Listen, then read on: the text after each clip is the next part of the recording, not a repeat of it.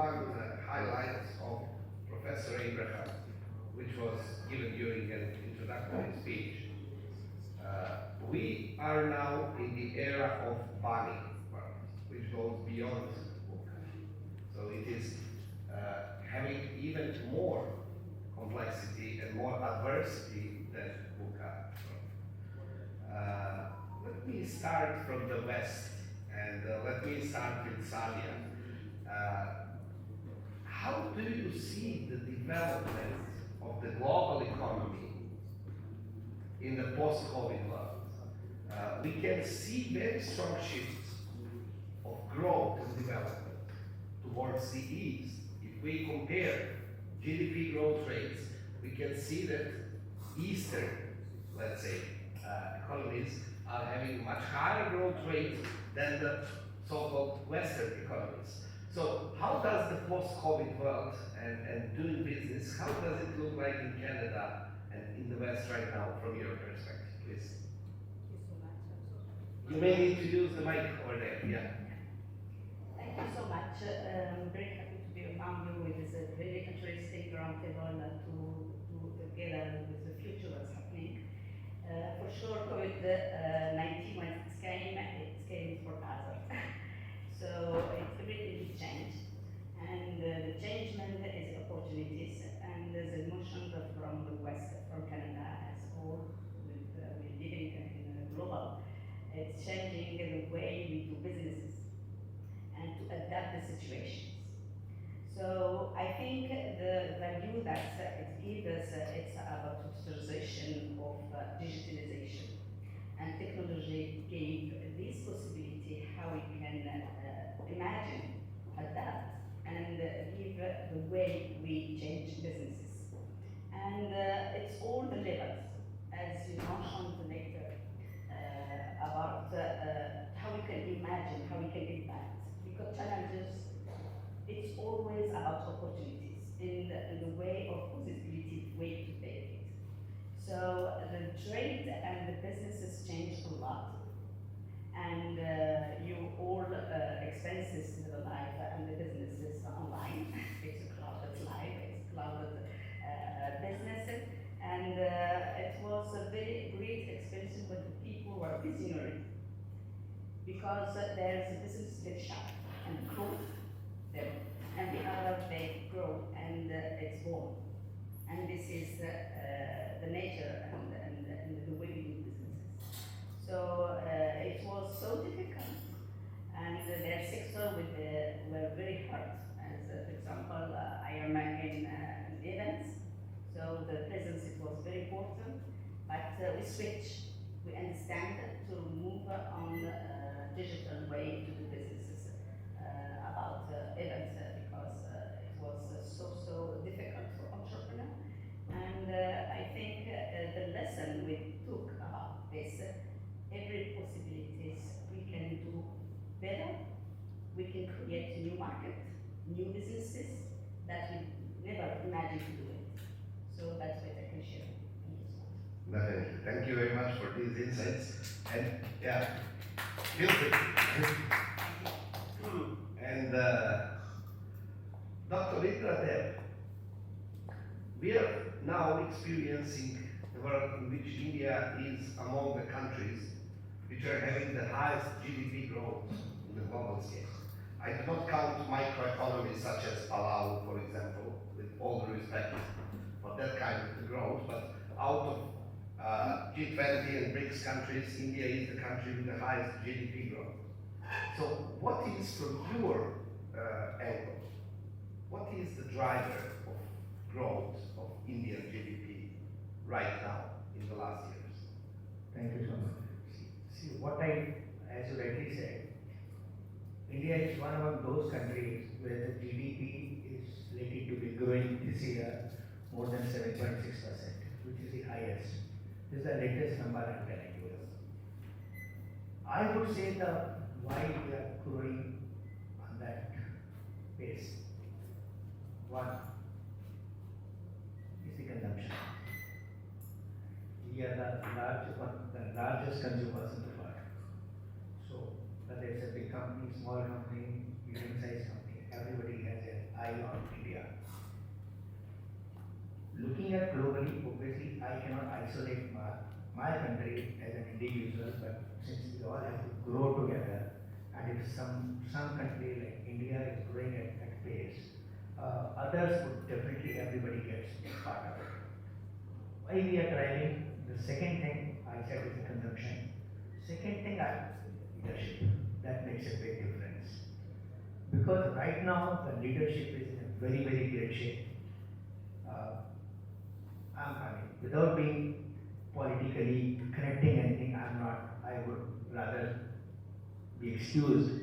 I am not commenting on anybody individually, but yes, the leadership makes a big difference. When you look at this institution, I look at Dr. Brian, if he is heading this organization, he is the CEO, you can see the difference, it makes a big difference what an individual is trying to do.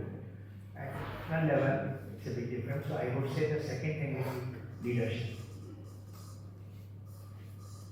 Another thing, we look at the numbers might be big, largely it is a contribution from small and medium enterprises, I would say. Why so? They may not come, we may not get statistically numbers on the bigger platforms, but without the contribution of these small companies, you really cannot attain these numbers.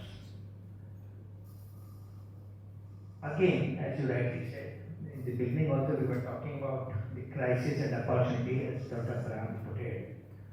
That's the truth. Who of us would have thought this COVID pandemic? All of us were being closed virtually within our own house. Even if you wish, you cannot come out legally, forcefully, or whatever, or the situation or circumstances were like that. But lot many opportunities have come. We have all seen that in the last 2 years or 3 years, e-commerce, we had never heard it before 2019 or 2020. And look at today, everybody talks of, nobody wants to go to the market. Just flip on your mobile phone, go to Amazon, buy anything you want. So that makes a big thing. Of course, another thing which you would have seen, this crisis has brought in the Zoom meetings. Today, most of the companies where you would have seen thousands of people working in office, today they are not. They are working from home, and in that process, not only the employees have got a better work-life balance, they are in their own house working for the company, but at the same time, companies are also making big profits because your bottom lines have gone up. So I would say, globally, business would definitely get better and better because opportunities are there. We all have to think how we can make good out of it. And that is what I have. Thank you. Thank you very much for this wonderful response. I will just build on this with, I believe actually we are having Mr. Zul Rahman coming from Bangladesh, which is another fast-growing economy. How do you see, in the context of a new shape of global business, where the whole picture changed, and as you rightly said, agility became one of the main factors, and ability also to adapt and to transform your business. How do you see not only Bangladeshi enterprises, but also SME sector on the global scale in the future? Do you see them thriving and keeping equally agile and adaptable approach, or you can see some slowdown? So where do you see it in the future? Thank you.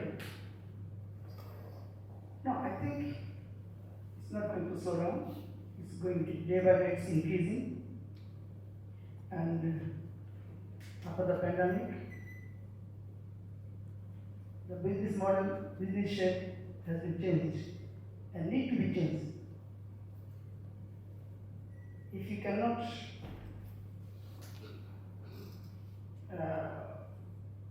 follow the current situation in your business, whatever kind of business, I think you cannot compete in the market. You cannot sustain as your other friends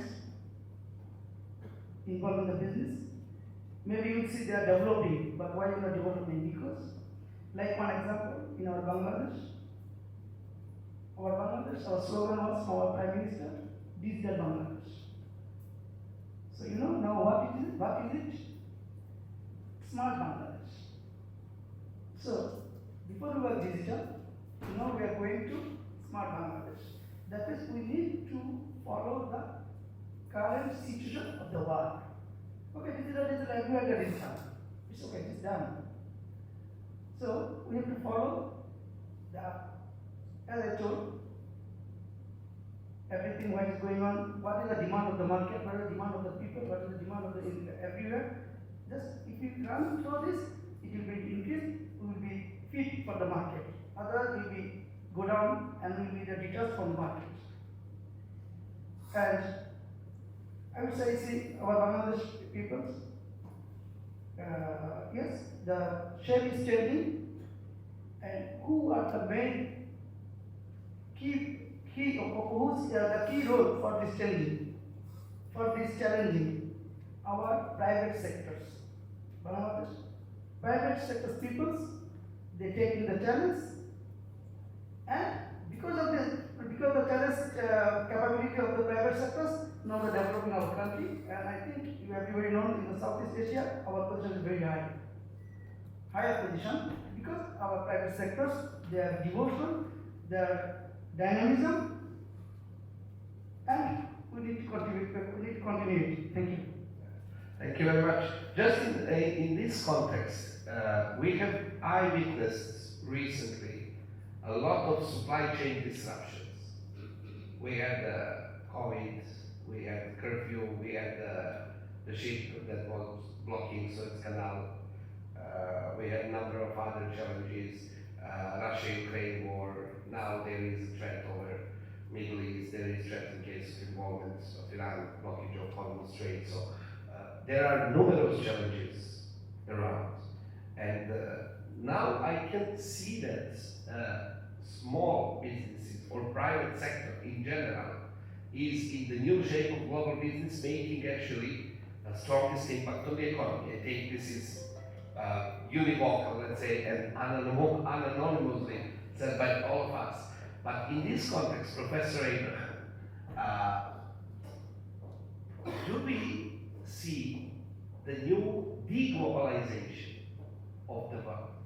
Because we are having more and more companies with a global presence, but focusing on local or regional sourcing of different supplies, materials, primary markets, and so on and so forth.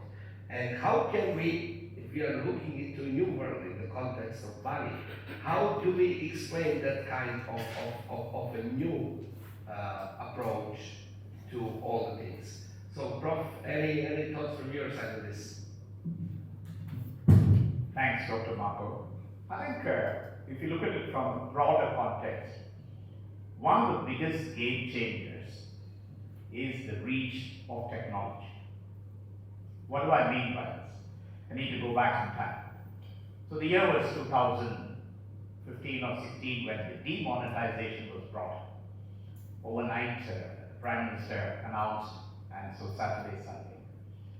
And this is a street level example. I'm a guy who enjoys tender coconut from the streets of India, very famous. So I'm wondering, where do I get my next tender coconut, because disruptions are going to happen, money, transactions. So I go with my driver and say, let's go to our regular. It's an old lady who's on the street. She's still there smiling, beaming, and say, yes, she has the coconut. How do you make payment? She said she didn't have any big tag and all that. It said we can collect money through Paytm. I was thrilled, delighted, surprised, shocked, and I said, so that's a big message for us, number one, which means even at the grassroots level, adoption of technology is no big deal, right? So that's number one. Keep that, and I'll come back to finally answering the local challenge. The second one is an interesting experiment done by a professor called Professor Sugata Mitra, professor from UK, Indian guy. But he did a very interesting experiment in the back streets of Delhi. The experiment is called the hole in the wall. And what is this experiment about? He goes to the village, rural areas of Delhi, where there's hardly any literacy, where these children haven't even gone to school. But he opens up a touchscreen computer and then has a couple of CCTVs observing what these children do. Believe it or not, in just 6 weeks flat, these children who hadn't even gone to school, who hadn't even seen a computer, were able to download material, were able to play games, were able to listen to music, were able to, and he called it the hole in the wall experiment. The science behind this is self-directed learning. Now, what does the old lady's Spatial mantra and the self-directed learning of the hole in the wall teach us? It teaches us human beings have the power to adapt, to adopt, and to change course where required. Now let's come to the supply chain challenge. These are going to continue. Will a VUCA end? No. Will a Bani end? No. It will continue in different forms. You will have a climate crisis, you will have a pandemic, you will have a biological issue, you will have some political conflict. These will keep coming. But what will keep getting better is the human spirit, the human resilience to fight back, to find the new opportunities. Now flip it over from the supply chain perspective. So normally we say it's a globalized world and you need to depend, the economy depends on the global world. And in India we had a very strange example. Due to our scientific progress, which was not much appreciated by the globe, we became what politics would call global barriers. So when India went first into the nuclear foray, they said no more access to technology, finances, anything to India. And we said, oh my God, we're stuck. What are we going to do? And what really happened was that we discovered we have enough of what Sir was talking about in the consumption. We have such a large market here that all we need to do is take care of the local population. We don't need to depend on the world. It got repeated time and time again. And this lesson from a large nation to a smaller nation like Bangladesh. Bangladesh is an economic revolution. Please study about it. We don't know what is really happening. It's a revolution. It's nothing short of a revolution. Right from the microfinance, the Grameen revolution, to the whole barrage of enterprises that are dotting the business landscape. So my message here is very simple. Yes, these changes will keep coming. Yes, but human spirit, human resilience, human adaptation and adoption will find new ways and new solutions to address these issues. And that will happen at the local level. It will happen at the local level. We will eventually, if there is going to be a barrage of these disruptions, you will eventually find what I call thriving local communities, self-sustainable within ourselves, which is going to be a very interesting model to look forward. With the aid of technology. So if I want to access the best of the technology, I have access on my mobile, and then I can bring that technology into the street corner. So I would look at it as a fabulous opportunity for a lot more entrepreneurs to seize that and then see how to capitalize. Definitely, yes. And I believe we are having new players from new countries that are impacting global economy. If you look even at the large scale, at Fortune 500 list, and compare Fortune 500 list 20 years ago, 10 years ago, and now, you're going to see some very surprising names and countries. Even if you look into developmental or growth rates, you can find some new markets and some new entrepreneurs from the new countries coming in the global picture. So the question for Arjit is actually related to this. Do you think, given that you are dealing for a while with the topics such as leadership and so on, how do you see the new leaders, the new impact makers in the economic sphere, not from the perspective of politics, but from the perspective of business? So how the new impact player from the global scale looks like from the economic perspective? Thank you for the lovely question, Marco. I'll give a little bit of my perspective from personal experience. So we have been working with probably all the 5 continents. So if I look at Australia, their economy and their structure is completely different than others. Those guys are pretty much open to have a collaboration with someone who can give them a solution. If we look at USA, they are always there to give some amount of support to the Southeast Asia market where they outsource their projects. And if we look at Asia as a whole, it's a big economy. People who are startups, who started their own journey, people who are doing their stuff for last maybe 10 years or 12 years. The change structure of leadership is handshake with someone, disrupt, innovate, think and see which is not there in their business. I'll give you a normal example. I told you about game development, right? So what we did, we took real actor and actress to become a game character. Now when they become a game character, that's a 3D character, right? And then we started communicating with the garment makers, jewelry shop, a couple of toy manufacturers, bring them into the ecosystem. And these characters, these celebrities, they are wearing those dresses. That becomes the ecosystem. We went beyond that.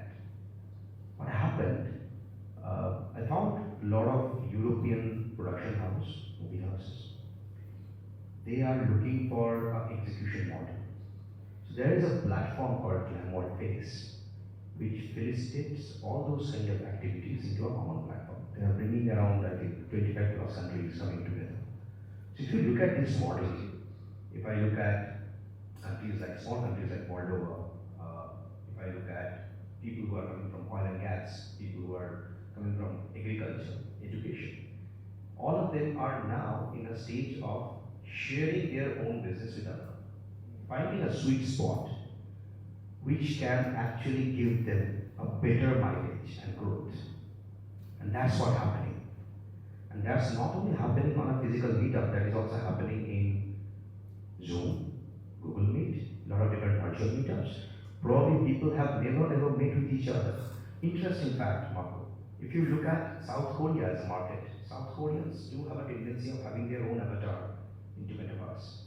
And they love to communicate with each other with those characters. Business is happening over there. So the digital economy and the physical economy nowadays, if you look at that, is going faster than we can think of. It's just like internet. We have 10% on the top, 90% is below in dark web and deep web. And when we learn about that, new leaders, they're saying that, I'll quote from Sir's quotation, they say that let's not compete, let's collaborate and grow. That's what happened. People who think that we can disrupt, they collaborate, handshake and grow. Can I take one more moment? I think so. Yeah. It's a small understanding. Like as a human being, we need to understand how we can become like water. What are the characteristics of water? It doesn't have any kind of ripple until you throw a stone. It's your reflection. So you ask me about leadership. Leadership is like that. We need to learn and understand how we can become like water. Have our own reflection. People will think that I don't need water, but when they're thirsty, they can't deny that fact. We have 70% water, but we don't feel that. We are made out of that. So leaders in today's world, the new leaders are required. Sometimes we don't feel that, but they are there in the ecosystem, just like air and water. So those are kind of silent disruptors, if I understood you well. And just a matter of fact in biology, we can stand more time without food than without water. Just for the reference. Is this Ajit's statement, Sadia, from your perspective, is it applicable on as a main or core principle of leadership in the global development of SMEs in the business environment in the future? What do you think? Thank you so much. You know, the future is starting today, okay? And as we talk what happened with the COVID, it's the new entrepreneur, it's more concerned with what they are in the future. Because we understand after COVID, it was like we rise, ISIS, now the consumer asks more. They need transparency, the trade transparency is good that. So we have the responsibility how we can educate our new entrepreneurs, social entrepreneurs that they take the opportunities of the challenges as businesses, even where they are, they can start. Because, we can hide this. The industry hurt a lot. This is what's happening. It isn't just about the profit. It's about how we contribute. When I launch a business, we start who I am, with my value, with the needs of my community, how I can contribute in my community. As solution entrepreneur, it's like advertising, the best advertising, and it is about authentic marketing. And we need trust product, trust services, and in my side, I coach a lot of women entrepreneurs. They are the economic actors, all sectors, globally. This is my mission, more than business. So how we can translate this vision together, because we need more than ever visionary entrepreneurs. Entrepreneurs that are acting together. And as mentioned French here, it's not about compete, it's about collaborate and have the side of the strategy of partnership and alliance to do, because we are in one small village and we are, the planet is our house. So even I'm in the west, on the east, north, south, we are in the same boat. So we need leaders who help to create leaders with imaginations, with creativity, innovation, and technology and the human are in the heart of the future entrepreneurship and businesses. So the transition, it's also about, we have to connect it again with the nature. Everything is there, we didn't need to project anything. And about technology, it's the technology advances and digitalization transition and the transition of net zero, to have also this conscience to be sustainable and also the environment connect and contribute to cooperation, social responsibility. We are all responsible for the actions with the impact. Thank you so much. Thank you very much for this response. And you opened another avenue, so I'll now, because I'm quite conscious of the time, and we can spend like next 2 hours discussing this topic because it's critically important. But let me ask now Professor Abraham for truly quick reflection on what actually Arjit and Sadia were talking about.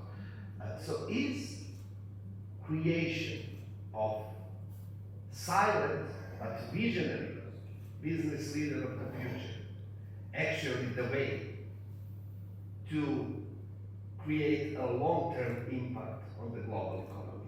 So from your angle and with your experience in education, which I must admit is a bit bigger than mine, what can you say about it? Thank you, Marco, for the question. I want to ask the audience a question before I answer. In Marco's description, he spoke about the word create. How many of you among us are creative? Just show of hands. So we have about 40% of our audience. Now for the rest of you who didn't raise your hands, here's the bad news. The bad news is that we conveniently confine ourselves to a compartment that says we can't create. Right? I don't blame you, so don't criticize me and don't look to hit me when I come out of the panel. The good message is that we all have an awesome God-given brain. That brain has a right side and it has a left side. The left side is the one that is responsible for data analytics, logic thinking, rational thinking, all the stuff that we speak from a business economic context. But here's the good, now we also have a right side, and I thank all of you who said you're creative, right? Which means we are putting our right brain as well to great use, right? So the answer, so will the leader of the future be creative? Will he or she be imaginative? Definitely yes. Because creativity is a God-given gift that all of us have. Some of us have confined it to, a separate place, but the reality is that all of us are capable of, and here's even further good news, that when we are pushed into a corner, which is what COVID did for a lot of us, that's when we become extra creative. We come with innovative ideas, and then you suddenly wake up and say, oh my God, I never knew that I was so creative.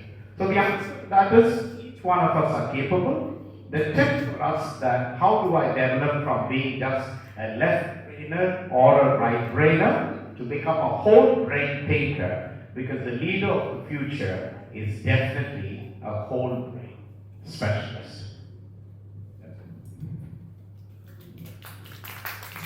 Okay, thank you. Thank you very much. You mentioned now another keyword, which leads me to the next question for Mr. Zilur. It is the question of collaboration, which somehow goes all around. I'm under the impression that we have moved, we started with the concept of competition, then we moved to co-opetition, where we cooperate and then compete on a particular market. Nowadays, we are talking more and more about collaboration. What is your impression? Is collaboration a real survival tool for SMEs, or it is actually, as Ajit tried to suggest, a growth tool for SMEs? So how do you see collaboration? Is it about survival, or it is about growth on the global market? Thank you. No, I would say it's highly required for the collaboration, especially for the SMEs. Without the collaboration, without the cooperation, without the support to the SMEs, they will not get the proper access to the market, and they will not be survived as before they was doing, pandemic. And also I like to say, for the SMEs, of course, they need a collaboration among themselves. I am, like, just example, one entrepreneur, he is producing something. But if he does not have friends or partners from his counterpart for his products, to buy these products, he will not be succeed, and he cannot run his business. And of course, for this why I should say the collaboration is mainly required. And I will also say that the individual development would bring the collective development. And this collective development, of course, we will need this for the SMEs, highly support by the collaboration. Thank you. Thank you very much. This leads me to Ajit again, and then I'm coming back to Dr. Indra there, but let me start with Ajit. Collaborating concepts. Just in a nutshell, do you think that collaborating concepts are having borders, despite all the limitations we spoke about? Definitely, it has got a lot of importance. See, if you look at the production process, example, you want to produce something which is for some country and you want to export that. Sometimes it happens, people don't understand the country culture. So it is better to have a partner in that particular country who can give them that kind of understanding and then collaborate to become their country partner to supply those goods into that country. And I have seen a lot of cases, if you look at handicrafts, artisans in India, they are now collaborating with the traders who have their own ecosystem on technology. So here comes the impact of technology. Technology is always act as an enabler, right? Without real manufacturing probably doesn't exist. So if you look at that structure, it is always a collaboration between a technology company and a manufacturing company, so that they can both can handshake with each other. Another interesting fact, if you look at social media at the moment, there are influencers who are collaborating with the brands and they are becoming their brand ambassador. That gives them sales, and in return they are getting commission. So there is a disruptive model which is coming up, and I think it's going to rock the world like anything. Wonderful. Just to reflect to Dr. Indradev here, we are having a propulsive development of India as we discussed. And do you see another type of synergy? We have very clearly depicted collaboration and synergies between SMEs, SME to SME. But do you experience in India synergetic and collaborative activities between SMEs and MNCs? So what happens on this level? Is there collaboration between SME and MNC, or MNC is still above the SME when we talk about position and purchasing or buying power, if you recall 4.5 forces? So how do you see it, Franco? Yes, I'm restricting myself with respect to Indian SMEs and MNCs. Correct. Right? On that, I would say that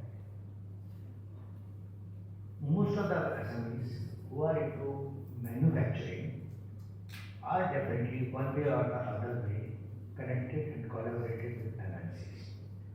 Now, I would give an example mainly of spare parts and manufacturing of these automobiles.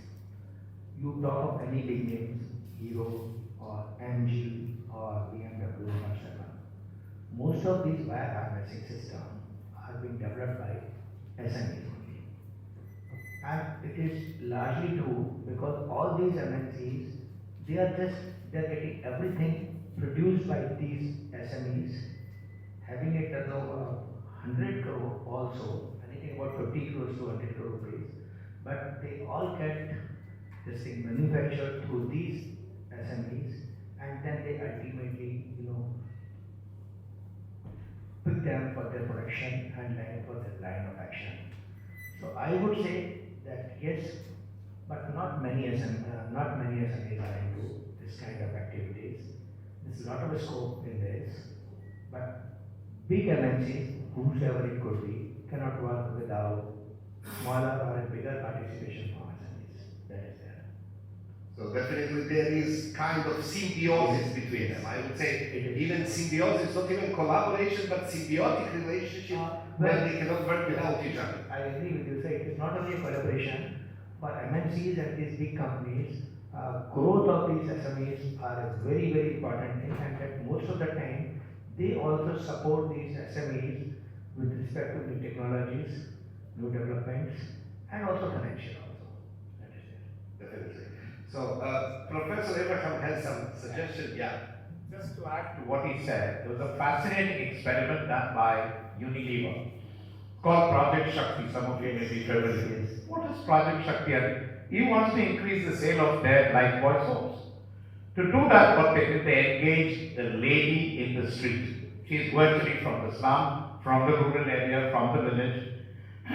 They trained her on basic hygiene factors and told her, go and educate your community, you become our distributor. So that lady who was jobless not only becomes a health professional, she is now also a marketing and sales professional for one of the largest FMCG companies in the world. It is such a huge success that it created an interesting uproar among males saying that why don't men be involved in the initiative. So there are a lot of interesting ways by which we can do it. What is missing is, or what can be encouraged, is the mindset of a multinational company to look at a larger ecosystem. We now call it an ecosystem of different players coming in and everybody benefiting in the process of the community. And well, that's including that also help them in complying with their CSR responsibilities too. Because in that process, it's a double-edged advantage to these MNCs. They are not only getting business advantage, they are also able to justify the CSR, what they are expected to do legally, and they are obliged to do it.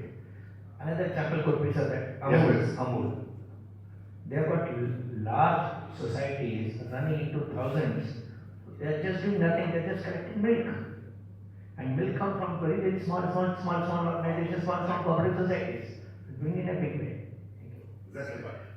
We have Arjit behind, so you can pass your mic, Dr. Indradev. You have yours. I have my good friend Sadia serving me. Okay, I'd love to add a couple of things. I have experience in northeast part of India. There are people who are getting benefit directly from Japan, you won't believe. Japanese companies, they have an acceleration model. So what they do, they give those kind of structure to local incubators so that they can execute that with SMEs. Tata, if you look at that industry, Tata Coins is a program. If you are manufacturing something or producing something for Tata, they will buy it directly. In fact, if you look at Microsoft, Intel, we got benefit from Intel. Intel had a program wherein they took us as a development partner for their Ultracore. So these kind of structure definitely is happening. Probably the gap is, I agree, from Indian perspective. See, I sit as one of the jury for Startup India Award. Looking at from the DMO's office, the main gap is how we can connect these MSMEs to the entire ecosystem. That's the only gap that we are facing in India if I'm talking about India. But if we look at the perspective of Thailand, oh my God, they are doing amazing stuff. I can go on with country names, but this is, I think, needed and it is happening. Let me try to lead to some conclusive points over this, I believe, really insightful discussion. So ladies first, so let me start with Sadia. In not more than 2 sentences, all of you try to define the key aspects for the new shape of the global business and its impact on the economy. So please. Thank you so much. Well, it's simple. The connection, as you mentioned also about the landscape, the future is to understanding the market. Second thing, it's very important to have the culture of the business because this is the same mechanism from continent, from even countries, neighbors countries. It's very important to know about that, and also we need change makers to innovate the way we trade, and even the investor in SMEs.